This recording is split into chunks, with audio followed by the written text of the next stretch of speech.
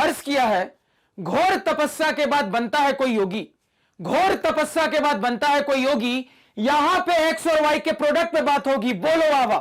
तो मैं हूं प्रिंस और स्वागत करता हूं आपका मैग्नेट ब्रेन्स में। तो हम बेसिकली क्लास 10th में मैथ्स का अपना चैप्टर प्रोबेबिलिटी देख रहे थे सर, और प्रोबेबिलिटी में पार्ट 4 के अंतर्गत हम मिसलेनियस के बहुत सारे शानदार और एग्जाम पॉइंट ऑफ व्यू से इंपॉर्टेंट सवालों को सॉल्व कर रहे थे।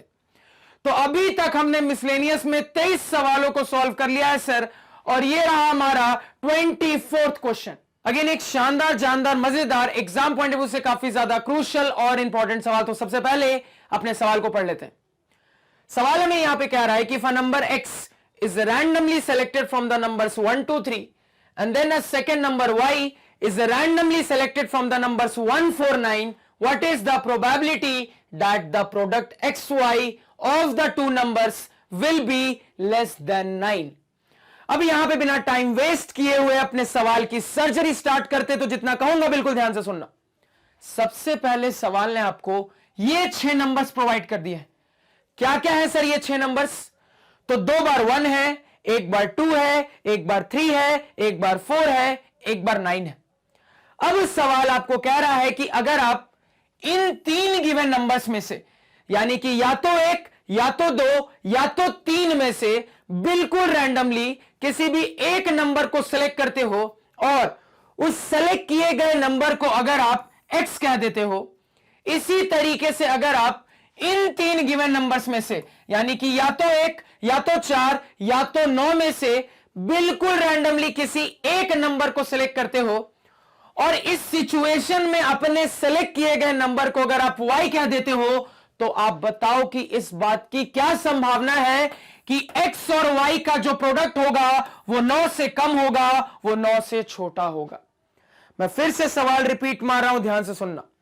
सवाल ने यहां पे आपको ये 6 नंबर्स प्रोवाइड कर दिए हैं, और उसके बाद सवाल आपको कह रहा है कि अगर आप इन 3 गिवन नंबर्स में से बिल्कुल रैंडमली किसी भी एक नंबर को सिलेक्ट करते हो, और उस सेलेक्ट किए गए नंबर को अगर आप x कह देते हो, इसी तरीके से अगर आप इन 3 गिवन नंबर्स में से बिल्कुल रैंडमली किसी भी एक नंबर को सिलेक्ट करते हो, और इस सिचुएशन में अपने सेलेक्ट किए गए नंबर को अगर आप y कह देते हो, तो आप बताओ कि इस बात की क्या संभावना है, इस बात की क्या प्रोबेबिलिटी है कि x और y का जो प्रोडक्ट होगा वो 9 से कम होगा, वो 9 से छोटा होगा।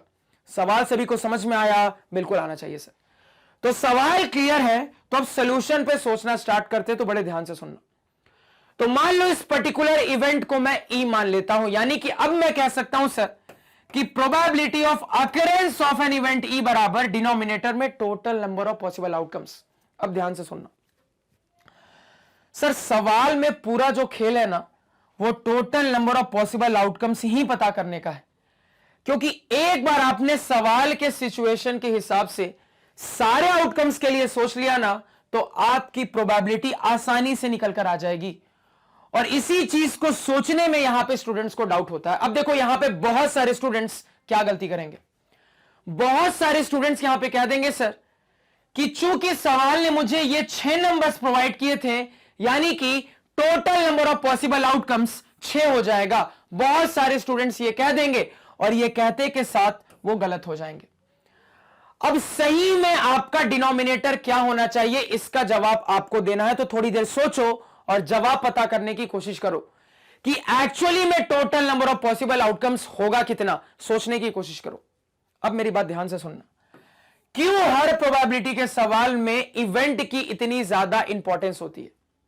देखो इवेंट की रिक्वायरमेंट क्या है, तो इवेंट की रिक्वायरमेंट यह है सर कि आपके x और y का जो प्रोडक्ट होना चाहिए वो 9 से कम होना चाहिए, वो 9 से छोटा होना चाहिए।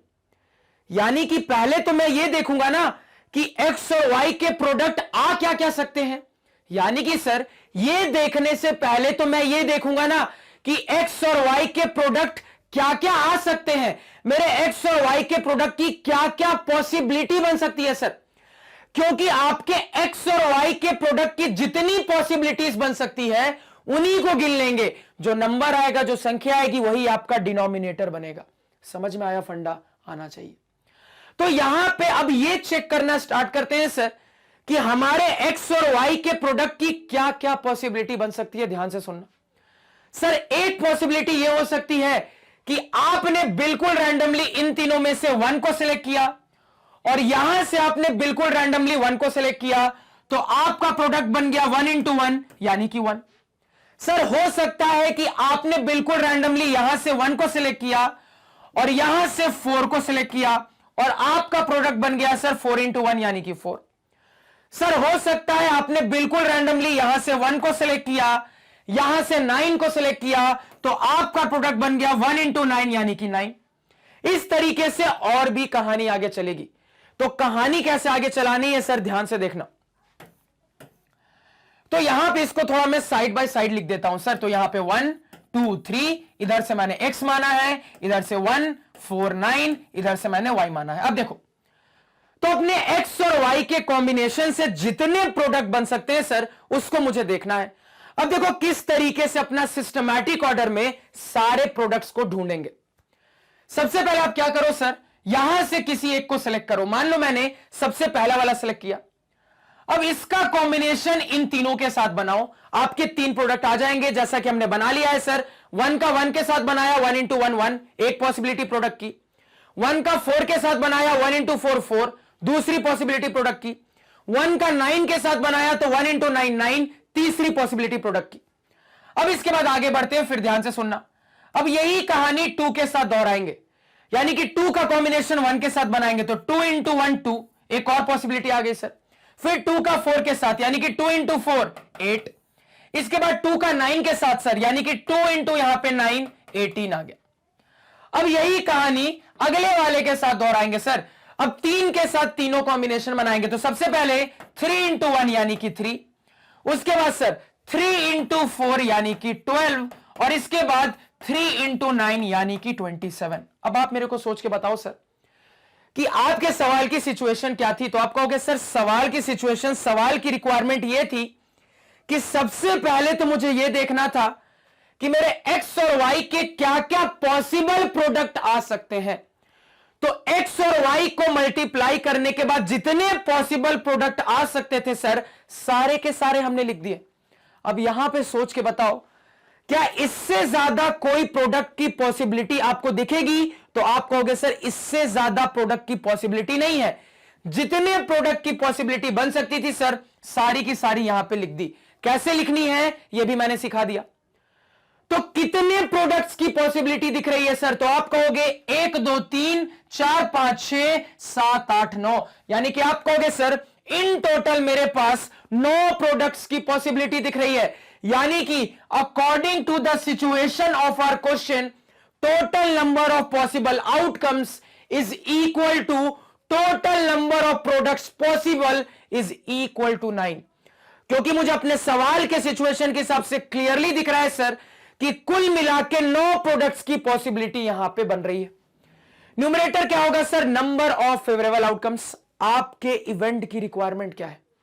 तो मेरे इवेंट की रिक्वायरमेंट यह है सर कि x और y का प्रोडक्ट 9 से कम होना चाहिए, 9 से छोटा होना चाहिए।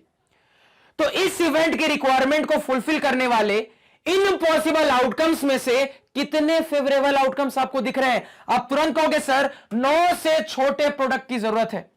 यानी को इसको कंसीडर कर सकता हूं सर, इसको कंसीडर कर सकता हूं, इसको कर सकता हूं क्या? नहीं सर, ये जो प्रोडक्ट है ये 9 के बराबर है, मुझे जो भी चाहिए 9 से छोटा चाहिए सर, 9 से कम चाहिए, तो इसको नहीं कर सकते। आगे बढ़ते हैं सर। इसको कर सकता हूं बिल्कुल, इसको कर सकता हूं बिल्कुल सर, इसको कर सकता हूं नहीं सर, ये प्रोडक्ट 9 से बड़ा है। आगे चलते हैं सर। इसको कर सकता हूं बिल्कुल, इसको कर सकता हूं नहीं सर, 9 से बड़ा है। इसको कर सकता हूं नहीं सर, ये प्रोडक्ट भी 9 से बड़ा है। तो यहां पे मेरे 9 पॉसिबल प्रोडक्ट में से मेरे कुल मिला के 1 2 3 4 5 फेवरेबल आउटकम्स हैं। यानी कि सर यही 5 प्रोडक्ट्स हैं जिसमें हमारे प्रोडक्ट की वैल्यू 9 से कम है। तो नंबर ऑफ फेवरेबल आउटकम क्या बता दोगे? आप तुरंत कह दोगे sir number of favourable outcomes is equal to 5। Sir यही 5 है जो कि मेरे कंडीशन को सेटिस्फाई करे। यानी कि अगर मैं बिल्कुल रैंडमली अपने नंबर्स को इस तरीके से सेलेक्ट करता कि मेरे प्रोडक्ट्स या तो 1 आ जाते, या तो 4 आ जाते, या तो 2 आ जाते, या तो 8 आ जाते, या तो 3 आ जाते, तो मेरे इवेंट की रिक्वायरमेंट फुलफिल हो जाती, जो कि ये है कि मेरे प्रोडक्ट की वैल्यू 9 से कम आनी चाहिए। तो आपके इवेंट को फेवर करने वाले यहां पे कितने आउटकम्स है? तो कहोगे सर ये 9 पॉसिबल आउटकम्स में से मेरे इवेंट के अकरेंस को फेवर करने वाले यहां पे 5 फेवरेबल आउटकम्स है। समझ में आया क्या? बिल्कुल आना चाहिए। एक बहुत अच्छा सवाल, एक बहुत तगड़ा सवाल। तो यहां पे अब मैं कह सकता हूं सर कि अगर मैं बिल्कुल रैंडमली इन 3 नंबर्स में से एक नंबर को सेलेक्ट करने के बाद उसको एक्स कह देता हूं, इसी तरीके से अगर मैं बिल्कुल रैंडमली इन 3 नंबर में से रैंडमली किसी एक नंबर को सेलेक्ट करने के बाद उसको वाई कह देता हूं, तो मेरे एक्स और वाई का प्रोडक्ट 9 से कम आना चाहिए। इस बात की संभावना, इस बात की प्रोबेबिलिटी 5/9 है। क्लियर हुआ क्या? अब देखो, अब यहां पे स्टूडेंट को क्या क्या डाउट आ सकते हैं उसको थोड़ा सा डिस्कस करते हैं, ध्यान से सुनना। सबसे पहला डाउट कि वो कहेंगे सर कि आपने प्रोडक्ट इस तरीके से बनाया, क्या मैं अपना कॉम्बिनेशन नीचे से स्टार्ट करके नहीं बना सकता था? यानी कि यहां से मैंने 1 को सिलेक्ट किया, अब इन तीनों का कॉम्बिनेशन बनाया, यानी कि कुछ इस तरीके से 1 into 1, उसके बाद 1 into 2, उसके बाद 1 into 3। अगेन यही बात आगे रिपीट होगी, यानी कि अब यही कहानी मैं 4 के साथ दोहराऊंगा। तो यानी कि 4 into 1, 4 into 2, 4 into 3। तो 4 into 1, 4 into 2, 4 into 3। कितनी वैल्यूज आ रही है वो भी साइड बाय साइड लिख लेते हैं सर। अगेन 9 के साथ दोहराएंगे, यानी कि 9 into 1, 9 into 2, 9 into 3। तो यहां से 9, यहां से 18, यहां से 27। तो बहुत सारे स्टूडेंट्स पूछ सकते थे सर क्या मैं इस तरीके से अपने सारे पॉसिबल आउटकम्स को नहीं ढूंढ सकता था? तो इसका जवाब होगा कि आप इस तरीके से भी ढूंढ सकते थे, क्योंकि अल्टीमेटली आपको पता होना चाहिए सर कि प्रोडक्ट के केस में आप x इंटू वाई कहो या फिर आप y इंटू एक्स कहो, कोई फर्क पड़ता है क्या? कोई फर्क नहीं पड़ता, क्योंकि आपको बहुत अच्छे से पता है सर कि आप प्रोडक्ट के केस में x इंटू वाई कहो या फिर y इंटू एक्स कहो, कोई फर्क नहीं पड़ता है। अल्टीमेटली जो रिजल्ट होता है सर वो रिजल्ट सेम ही रहने वाला है। जब आप यहां पे लिख रहे थे तो यहां पे डोनेट करने के लिए, यहां पे चीजों को शो करने के लिए आपने x इंटू वाई का फॉर्म लिखा है, जबकि यहां पे शो करने के लिए आपने y इंटू एक्स का फॉर्म लिखा है। फर्क नहीं पड़ता है सर, अल्टीमेटली रिजल्ट वही आना है। यहां से भी अल्टीमेटली आपको दिख रहा है सर कि इन टोटल 9 पॉसिबल प्रोडक्ट्स आ सकते हैं। अब यहां पे कुछ और स्टूडेंट्स ये भी डाउट कर सकते थे सर कि आगे से मैंने ये 9 बना लिए, पीछे से मैंने ये 9 बना लिए, तो कुल मिला के 9 + 9 18 पॉसिबल आउटकम्स होने चाहिए सर। अब ये ब्लंडर है। क्यों ब्लंडर है? समझने की कोशिश करो। अल्टीमेटली आपके प्रोडक्ट्स की वैल्यू देखो क्या क्या आ रही है सर। तो 149 149 दिख गया मुझे, 2818 2818 दिख गया मुझे, 312 27 312 27 दिख गया मुझे। तो अल्टीमेटली अभी जस्ट मैंने आपको समझाया सर कि आप x इंटू वाई का हो या फिर y इंटू एक्स का हो, एक ही बात है। तो अगर दोनों एक ही बात है तो 2 बार काउंट करोगे क्या इसको? ऑब्वियसली सर 2 बार काउंट नहीं करोगे। समझना बात को। कुछ स्टूडेंट्स ये डाउट में कह सकते हैं सर कि यहां से स्टार्ट करते हुए सारे पॉसिबल प्रोडक्ट्स बना लिए, इसी तरीके से पीछे से जाते हुए सारे पॉसिबल प्रोडक्ट्स बना लिए, तो कुल मिला के 9 + 9 18 पॉसिबल प्रोडक्ट्स में कह देता सर। लेकिन ये एक ब्लंडर है। क्यों ब्लंडर है? यहां पे आपको समझ में आ रहा है सर कि आप x इंटू वाई बोलो या फिर y इंटू एक्स बोलो, एक ही बात है। दोनों को 2 बार गिनने की आवश्यकता नहीं है सर। तो किसी एक तरीके से कैसे बढ़ेंगे? किसी एक तरीके से, या तो यहां से या फिर यहां से। लेकिन यहां पे भी मैं सजेस्ट करूंगा कि आप ये वाला तरीका अवॉइड करना, आप ये वाला तरीका लेना। क्यों? ताकि सवाल की रेस्पेक्ट हो सके। क्यों सर? समझना बात को। सवाल ने जब प्रोडक्ट के बारे में बात की ना, तो उसने अपना फॉर्मेट क्या बताया? तो जब सवाल ने प्रोडक्ट के बारे में बात की थी ना, तो उसने अपना फॉर्मेट x इंटू वाई का बताया था। तो अगर सवाल ने फॉर्मेट x इंटू वाई का बताया था, तो आप भी सवाल की रेस्पेक्ट करते हुए अपने सारे प्रोडक्ट्स को x इंटू वाई के फॉर्म में बनाने की कोशिश करोगे। ऐसे भी बनाओगे तो कोई दिक्कत नहीं है, लेकिन ऐसे बनाओगे तो ज्यादा बेटर रहेगा सर, ताकि सवाल की रेस्पेक्ट हो सके। क्योंकि सवाल ने यहां पे जो कहानी कही थी वो yx करके नहीं कही थी, उसने x और y करके कही थी, x इंटू वाई करके कही थी। आपको पता है सर कि xy बोले yx बोले फर्क नहीं पड़ता है, आप ऐसे लिखो या ऐसे लिखो फर्क नहीं पड़ता है। लेकिन just for the sake of the respect of the question, चूंकि सवाल ने यहां पे x इंटू वाई के फॉर्म में बोला था, हमने भी इसी फॉर्मेट में लिखा। अल्टीमेटली रिजल्ट पे किसी भी किस्म का फर्क नहीं पड़ने वाला है सर। तो यहां पे जितनी चीजें मैंने बताई क्लियर है, क्लियर होनी चाहिए। एक बार सब कुछ समराइज कर देता हूं, बड़े ध्यान से सुनना। यहां पे सबसे पहली गलती स्टूडेंट्स ये कर जाते हैं कि उनको लगता है कि 6 नंबर्स गिवन है, यानी कि total number of possible outcomes 6 हो जाएगा। लेकिन मैंने आपको बताया कि एक बहुत बड़ा ब्लंडर है, क्योंकि रिक्वायरमेंट क्या है, आपका इवेंट क्या है सर? तो इवेंट ये खोज रहा है कि आपके एक्स और वाई का जो प्रोडक्ट होना चाहिए वो 9 से कम होना चाहिए। तो पहले तो आप ये देखोगे ना कि आपको जो डाटा गिवन है उस डाटा के हिसाब से एक्स इंटू वाई करके क्या क्या प्रोडक्ट आ सकते हैं, क्योंकि एक्स इंटू वाई करके जो जो प्रोडक्ट आ सकते हैं सर, सारी पॉसिबिलिटीज ही मेरा total number of possible outcomes बनने वाली है। यह फंड आपको समझ में आया कि 6 क्यों नहीं लेना है? तो कुल मिला के मुझे पहले यह देखना पड़ेगा कि x इंटू वाई करके क्या क्या पॉसिबल प्रोडक्ट आ सकते हैं, वो हमने यहां पे देखा सर। अब यहां पे सोचने के अलग अलग स्टूडेंट का अलग अलग तरीका हो सकता था। कुछ स्टूडेंट्स इस तरीके से स्टार्ट करते हुए, यानी कि 1 को सिलेक्ट किया, तीनों का कॉम्बिनेशन बनाया, 2 को सिलेक्ट किया, तीनों का कॉम्बिनेशन बनाया, 3 को सिलेक्ट किया, तीनों का कॉम्बिनेशन बनाया, ऐसे करके सारे पॉसिबल प्रोडक्ट लिख सकते थे।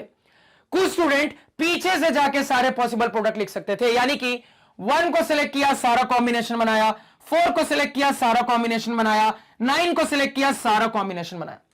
तो आप किसी भी तरीके से आगे बढ़ो, आप ऐसे आगे बढ़ो या फिर आप ऐसे आगे बढ़ो, फर्क नहीं पड़ता है सर, अल्टीमेटली रिजल्ट सही है। दोनों ही तरीके सही हैं और दोनों ही तरीके से मुझे क्लियरली दिख रहा है सर कि सवाल के सिचुएशन के हिसाब से इन टोटल मेरे पास 9 पॉसिबल आउटकम्स हैं, 9 पॉसिबल प्रोडक्ट्स हैं।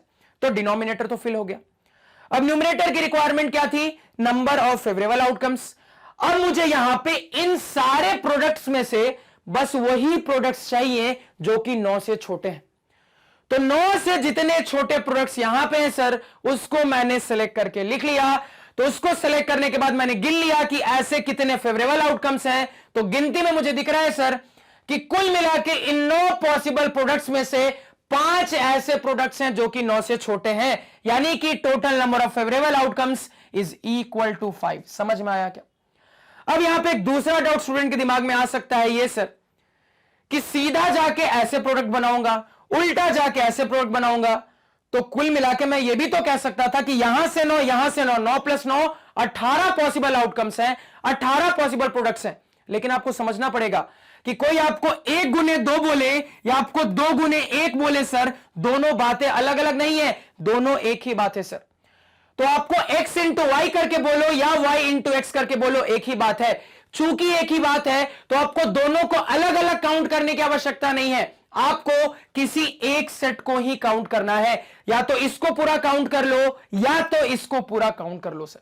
इसी वजह से टोटल कभी भी हम डिनोमिनेटर में 18 नहीं लिखेंगे सर। यह फंडा समझ में आया? क्योंकि अल्टीमेटली मुझे दिख भी रहा है कि मेरे जो प्रोडक्ट्स की वैल्यूज है सर, दोनों जगह सेम आ रही है। तो मुझे क्लियरली दिख रहा है सर कि इस वजह से यह चीज सेम आ रही है, इसी वजह से इसको अलग अलग काउंट करने की आवश्यकता नहीं है। या तो मैं ऐसे प्रोसीड करके आगे बढ़ूंगा या तो मैं ऐसे प्रोसीड करके आगे बढ़ूंगा। इतना क्लियर है? लेकिन यहां भी मैंने आपको सजेस्ट किया सर कि तरीके दोनों सही आगे बढ़ने के, लेकिन फिर भी सवाल की रेस्पेक्ट हो सके, क्योंकि सवाल ने जब प्रोडक्ट की बात की थी तो उसने एक्स को पहले रखा था, वाई को बाद में रखा था। इसी वजह से मैंने अपने जो प्रोडक्ट्स के सेट बनाए हैं उसमें भी मैंने एक्स को हर बार पहले रखा है और वाई को हर बार बाद में रखा है, ताकि सवाल के सिचुएशन की रेस्पेक्ट हो सके और इससे एग्जामिनर पे भी एक अच्छा इंप्रेशन जाता है सर। ये क्लियर है सभी को? तो इसी वजह से मैंने कहा था कि ये वाला पार्ट ज्यादा प्रेफरेबल है इसके कंपैरिजन में। इतना फंडा सभी को समझ में आ रहा है? सभी को क्लियर है? क्लियर होना चाहिए। अब इस सवाल में थोड़े से चेंजेस करके आपको होमवर्क देता हूं, तो होमवर्क को नोट डाउन करो। आपका होमवर्क यह है कि what is the probability that the product xy of the two numbers will be less than equal to 9। आपका होमवर्क क्या है sir? less than equal to 9। उसके बाद सेकेंड होमवर्क क्या है, नोट डाउन करो कि what is the probability that the product xy of the two numbers will be more than equal to 27, will be more than equal to 27। दूसरा वाला note down करो। तीसरा होमवर्क नोट डाउन करो, what is the probability that the product xy of the two numbers will be less than 1। क्या होगा sir तीसरा? Will be less than 1। तो ये 3 होमवर्क आपसे अब बनने चाहिए, फटाफट यहां पे बनाने की कोशिश करना। तो एग्जाम पॉइंट ऑफ व्यू से एक अच्छा सवाल, एक सोचने वाला सवाल, जिसमें मैं उम्मीद करता हूं कि जितनी चीजें मैंने आपको समझाई वो आपको क्लियर हुई होंगी। तो अब हमारे सवाल की कहानी खत्म होती है सर। तो मैं उम्मीद करूंगा कि इस सवाल में जितनी भी चीजें मैंने आपको बताई वो सब कुछ आपको बहुत अच्छे से क्लियर है, कहीं पे भी किसी किस्म का डाउट नहीं है। इन केस कहीं पे किसी भी किस्म का डाउट होता है तो आप मेरे इस लेक्चर को उस पॉइंट पे दोबारा से देखें, आपका डाउट अपने आप क्लियर हो जाएगा। अगर इसके बाद भी डाउट क्लियर नहीं होता तो जरूर से मुझे कमेंट सेक्शन में बताएं। तो आज के पढ़ाए हुए नोट्स आप हमारी ऑफिशियल वेबसाइट magnetbrains.com से डाउनलोड कर सकते हैं, जिसका लिंक वीडियो के डिस्क्रिप्शन में है। magnetbrains.com पे आपको क्लास 4 से लेकर 12 तक सारे सब्जेक्ट और कोर्सेज मिल जाते हैं, वो भी सिस्टमैटिक ऑर्डर में अरेंज्ड। Thank you.